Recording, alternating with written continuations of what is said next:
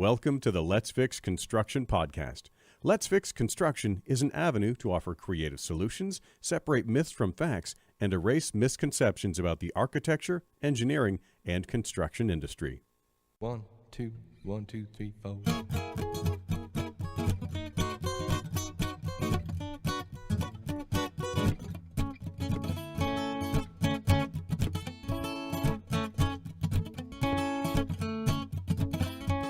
Let's fix you and me. Every broken thing that we can see, all the pain and all the misery. Let's start tomorrow. Let's join your Let's Fix Construction co-hosts, Eric Lussier and Cherise Lakeside. Hello, everyone, and welcome once again to another edition of the Let's Fix Construction podcast. It is episode number 5 and the second one of 2018 and the first one of February. Not only that, it is Groundhog Day. And how fitting, we're actually going to talk about Groundhog Day on this edition of the Let's Fix Construction podcast. My name is Eric Lussier, and I'm joined as always by my co-founder of Let's Fix Construction and podcast co-host Cherises Lakeside. Say hello, Cherise. Hello, everybody. Thank you again, everyone, for tuning in. And Punxsutawney Phil, he was here today. Did he see his shadow? Did he not see his shadow? Up here in Vermont, it doesn't seem to make a difference whether he sees it or doesn't see it. We get basically hosed with another 8 weeks of winter. It's that old wives' tale. It's one of those things that kind of stays true year after year. It doesn't really matter. Shadow, no shadow, sun, no sun. But we're actually going to talk about Groundhog Day. So we're going to talk about the Bill Murray movie from the early 90s, where Bill plays meteorologist weatherman Phil Connors, who during an assignment covering Groundhog Day in Punxsutawney Phil discovers himself reliving the same day over and over and over again. And really, it sounds a little bit about construction when you think about it, because sometimes construction ends up being the definition of insanity, and we're guilty of doing the same things over and over and over again and thinking that we're going to get different results. Well, it's part of what we're trying to do here with Let's Fix Construction, is help people input different decisions and proactive solutions to try to get different results. But we're going to talk a little bit today about essentially Groundhog Day and that theme of that movie starring Bill Murray and Andy McDowell, and talk about things that we do over and over again here in construction and how we can perhaps implement a change or two and get some different results. So we've each got a couple of themes that came to mind when it comes to this definition of insanity, and I'm going to let Cherise start with one of her kind of repetitious pet peeves, if you will. So Cherise, why don't you talk a little bit about some of your insanity, if you will, that we live through day to day in construction? You know, so it's kind of funny. At the new firm that I work at, we take these different tests to kind of define what kind of people we are and how we work and how we solve things. And one of the things that came back on one of my tests was I have what they call a quick start personality, which means I'm not afraid to take shortcuts without compromising quality to get something done. And what that also means is I don't like to do work twice, and it drives me absolutely insane when we continue to make the same mistakes over and over again or do things the same way when the result isn't what we're looking for, as opposed to sitting down and taking the time to change it. Apparently my personality type doesn't gel very well with that kind of behavior. And so one of the things that I've seen since the very beginning of my career in architecture is the conflict between notes on the drawings, keynotes, and other notes on the drawings and the specifications. Different language for the same products, or repeating information on both the drawings and the specs. On the drawings, it's okay to abbreviate and use shorter terms, but it often will change what you're actually looking for in the specifications. And this drives me crazy because to me it seems like such a simple fix, but for a lot of years now, this is a recurring theme in every firm that I've worked with, that there is a disconnect between the design team and what they're putting on the drawings and what belongs on the drawings and what is in the specs. And so what happens, a contractor gets a set of drawings, they look at a note on the drawings and oftentimes won't look in the spec. They go bid what they see on the drawings and find out later that in the spec where that product information belongs, it's actually a completely different product. And he bid the wrong thing, and now we have meetings and change orders and wasted time and money on a project for something that was easy to coordinate. And so one of the things that I think is very simple, takes a little time up front and saves hundreds of hours down the road, is for the spec writer in a firm or whoever's responsible for the specs, sitting down with, whoever is kind of keeping the standards for the drawing standards, and making a keynote list where the terminology matches the language in the specs. If you call it ceramic tile in the spec, you should note it as ceramic tile on the drawings, and don't note anything else. And a contractor looks at that drawing, sees ceramic tile, he opens the spec, and he knows exactly what he's looking at and gets all the rest of the information he needs. It also forces a contractor to look at both the drawings and specs. If you don't put that product information on the drawings, where it doesn't belong anyway, then they have to go look at the specs to read all of the requirements. So there's an added benefit of making sure your people that are building the project look at all of the documents. But it drives me nuts because this is not something that takes years to fix. Yet years later, we still have an issue in pretty much every firm I've ever seen. So just putting it out there to think about it, and maybe take a few hours and sit down with your spec writer and coordinate that language, and maybe that one little thing could save thousands of hours down the road. Say it right, say it once in the right place. Very good. Absolutely. How come it's not being done? Beyond me. So, Groundhog Day. Definition of insanity. So for me, and something that we've related in our workshop, she's a specifier, he's a product rep, is something that transpires that I've seen and I've heard about on sales calls. And I always hate the term sales calls, even though I'm working a lot with architectural designers and specifiers. We, of course, know that specifiers and designers don't actually buy anything, but yet it's ultimately what it's called. I thought this was kind of an aside real quick, but back at my former company that I worked for, I moved down to Pennsylvania where I was a sales rep, essentially down there. And it took me about 8 months to learn that when I was calling on a designer, that was actually a sales call. They were calling them sales calls, and I wasn't even really aware of that's what they meant, because to me, I wasn't selling directly to the architectural designer, but I would be selling things if I was going out to a flooring dealer or someone that could actually buy my product right off the bat. So they kind of lumped in the designer and the flooring dealer as a sales call in one, but it took me a little while to learn that. So anyways, one of the issues that I see that we've talked about in our workshops is basically when an architect and a marketer like myself, a building product marketer, sit down, the first thing that they tend to do right off the bat is just start basically becoming a marketing machine. And right off the bat, the product rep sits down and basically starts talking about how wonderful their product is and how they've been in business for 80 years and how they've never had any failures and how their warranty is the best in the business. And they just start basically suffering from diarrhea of the mouth, where they just keep running and running and running, and they're not doing the proper steps of sitting down and making sure that they are answering the questions and delivering the answers that the designer wants to hear from really second one. And they're just kind of running and running and running, and they're not taking that few moments to say, Mr. Designer, what is it that you'd like to know about my product? Because as we know, in your day-to-day life, it's all about billable time. And this is something that I've learned a lot in just the last year of us talking, is how much billable time, whether you're a specifier or a designer, needs to go towards your actual work. And of course, your actual work ends up being designing that building for the owner, or for you working on your specifications for the owner. So can you relate to that? Is that something that you see from your side, Cherise, when you have a building product marketer call on you? It's actually a big problem, and it's not that we don't want to talk to these people. We want to talk to all of them. But because most firms have a percentage of billable time requirement, and there are hundreds and thousands of products in a building, and sometimes we see hundreds of product reps a year. And if you can come in and give me the information I need for my project or my master specs or whatever it is, very clearly and succinctly in 15 minutes, I'm much more likely to call you when I need more information than coming in and giving me, an hour-long history of your company before I even get what I need. Because if I don't get that billable time requirement, our firm isn't profitable. It's a time is money business. And so it is a big issue for us. And I hear from product reps all the time, I can't get in the door and they won't take my calls, or I can't have a meeting, I can almost hands down tell you exactly why. You come in and you say you want to talk to me for 15 minutes.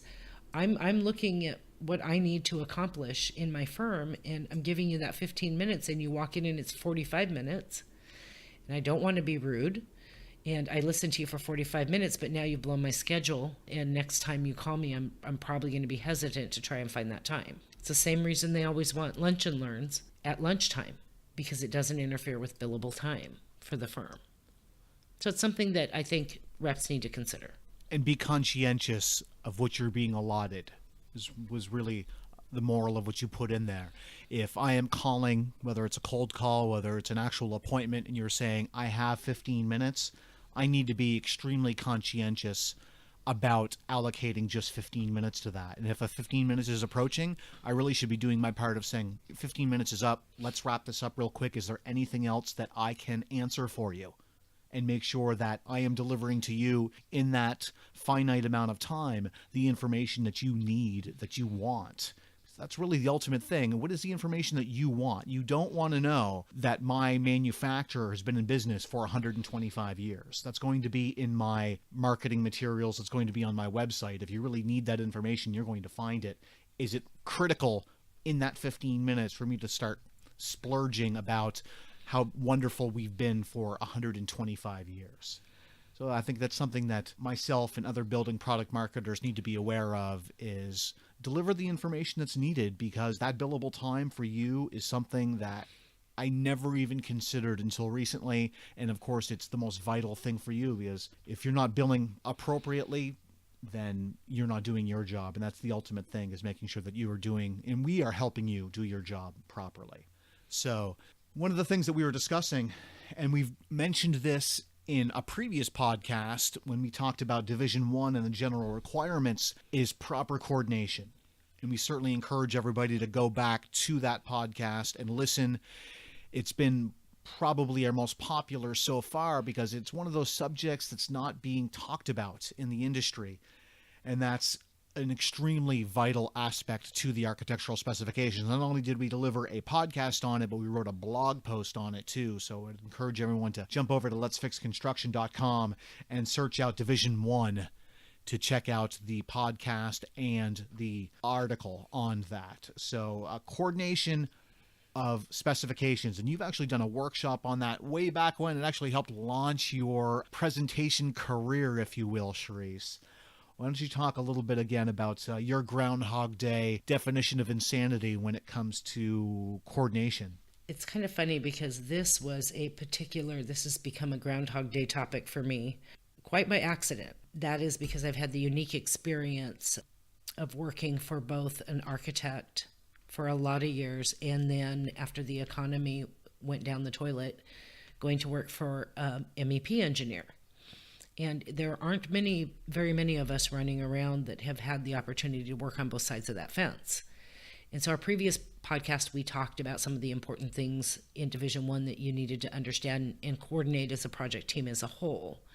But my Groundhog Day epiphany, kind of, so to speak, came when I went from coordinating projects in an architecture firm for 23 years and then going and working in MEP engineering. And I spent a lot of years complaining about the specs that I would get from engineers and why were they repeating information that we already had, not only in Division 1, but in things like access panels or fireproofing, or, where does the piping stop for plumbing and start for civil. Any architect that hears me say that knows exactly what I'm talking about right out of the chute. And it wasn't until I went and worked on the other side of the fence that I understood there was a different exposure to the documents. And there was a different level of exposure and education in project delivery. The reality check that I got when I got to have that experience was, it was my fault on the architecture side that these things were not being coordinated properly. It was not the engineer's fault. And this is another item that for my entire career, a lot of years, I could go into probably any firm in the country and pick up any spec, and I'm going to find duplications between the consultant specs and the architect specs. For example, submittal requirements.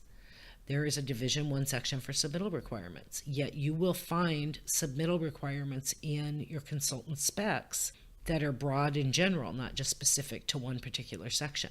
And I could go on for days, which I won't, talking about the different places that there are conflicts where either both parties leave an item out because they think the other one's going to do it, or both put them in. This is another thing that's really, really simple to coordinate.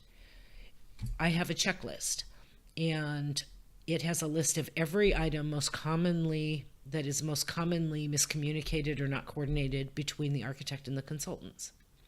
You sit down, you have one hour meeting with your consultants, and you go down this list. And if you have this in your specs, take it out and explain to them why. You can't just send them a thing saying, take all this stuff out, because they don't have the same exposure to the documents, so they won't know how to do it appropriately. A 1 hour meeting can change that game, and you can eliminate probably 75 to 100% of those conflicts by that 1 hour meeting and all the time that those conflicts take down the road during construction. It's a major Groundhog Day pet peeve that is easily fixed, again, with taking a little extra time for coordination. Absolutely. Proper communication at the proper time goes a long way to helping fix a lot of our ills that we deal with during our day-to-day insanity. And just last week, I celebrated 12 years of doing indoor sport flooring. I kind of accidentally stumbled into the construction field, and it's amazing. 12 years later, I'm dealing with the same issues job after job. For me, we're a subcontractor. Primarily, we work with general contractors on most of our jobs. Not that we don't deal with the owners direct on some, but most of our work is done with a general. And I would say 98% of the time we are overlaying concrete. So we're going to talk in a future episode about concrete more, because Cherise, you and I just came back from the world of concrete in Las Vegas. And that was certainly an eye-opening experience in more ways than one, but it was great to get out there and talk to some people about some of the issues that they're experiencing when it comes to concrete. Well, I can tell you that the two big ones that I've dealt with over my 12 years are namely concrete moisture and concrete conditions, and that's basically what the concrete looks like when it's being turned over to us. Well, job after job, it is not getting any better.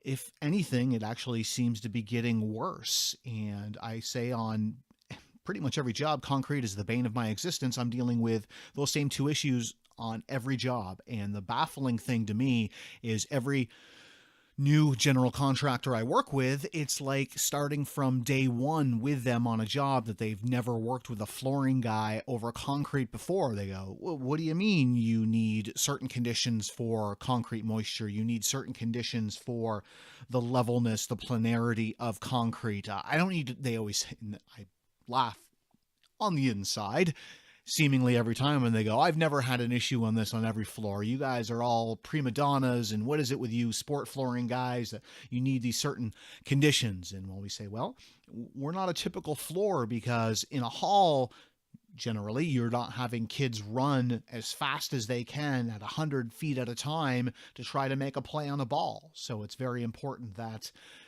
the floor is flat and smooth, and there's no lips, there's no dips, there's no potholes, there's no mountains, if you will, and that it is smooth and flat as can be. So talking up front with, to me, to the general, down to the subs, and being aware of the conditions that are necessary goes a long way. If we're able to have that conversation at day one, it's going to go a long way on day 364 when it's time for us to actually move forward with the conditions for the job. What's unfortunate about us doing work in gymnasiums, I try to tell a lot of people, is we're seeing the site conditions very, very late in the game. We are working in the gym, and the gym, if for anybody that hasn't been on a job site, is the storage facility for everybody under the sun, because we are in a 6,000 square foot storage facility, a gym. So every piece of paint and ceiling tile and piping is normally stored in the gym until the last possible second. And when is that gym ready for site inspection? Literally at the 23rd hour. So it's very difficult for us to go in there and take a look at site conditions. But if we actually have those conversations up front and make the general contractor aware of what needs to be done for proper condition of the floor, it's going to go a long way to prevent any issues at that last hour. That the relative humidity of the concrete slab needs to be at a certain level, the planarity, the smoothness needs to be an 1/8 in 10 smooth steel trowel finish. And it's going to go a long way to make sure that there's no surprises at the last hour. So that to me is definitely my Groundhog Day insanity item. And we talked about it as we're planning for this podcast episode. We could go on all day. There's no shortage of insanity items for us, and we're just from a specifier angle and a flooring angle. So think about it from your standpoint. What is your Groundhog Day item? You've got to have one. Not only do you have to have one, you probably have a few. So we'd actually like to hear from you. Comment on, well, wherever you grab this podcast or on our website at letsfixconstruction.com, or go to Twitter, go to Facebook, go to LinkedIn and use the hashtag #FixConstruction and tell us what your Groundhog Day insanity item is. We want to help better the industry, and it's by talking about some of the issues that are out there and help with proactive solutions to help us all do our jobs better. So on behalf of Cherise, I'd like to thank you very much for tuning in to the Let's Fix Construction podcast. My name is Eric Lussier, and we look forward to talking to you again next time. Thank you for listening to the Let's Fix Construction podcast. To hear other episodes, read our blogs from dozens of collaborators, and see where we'll be hosting our next live workshop, please visit letsfixconstruction.com. We're always looking for AEC professionals to contribute their industry solutions. To offer your support as a blogger or podcast guest, contact letsfixconstruction@gmail.com. 1, 2, 1, 2, 3, 4.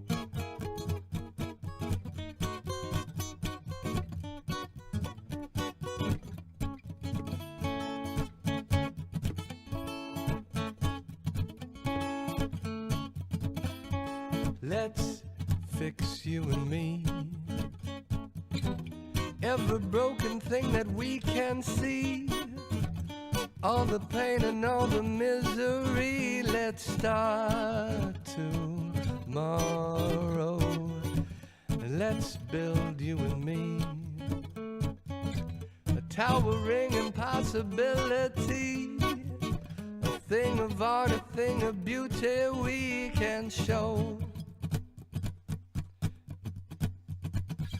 If it don't matter if it's new or old, and we don't have to wait until we're told. Let's fix it now before the iron's cold. We'll fix it once, we'll fix it thrice, as many times till it stays nice. A wondrous world this would be. Let's fix it, you and me.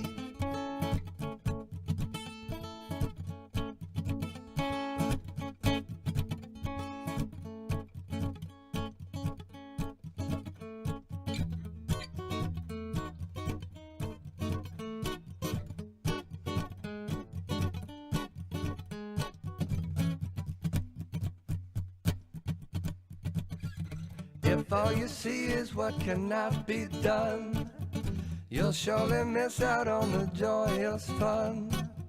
So come with me and we'll reject no one. I trust you know this ain't no joke. Let's pull together all the folk and we'll work on life's mystery. Let's fix it, you and me.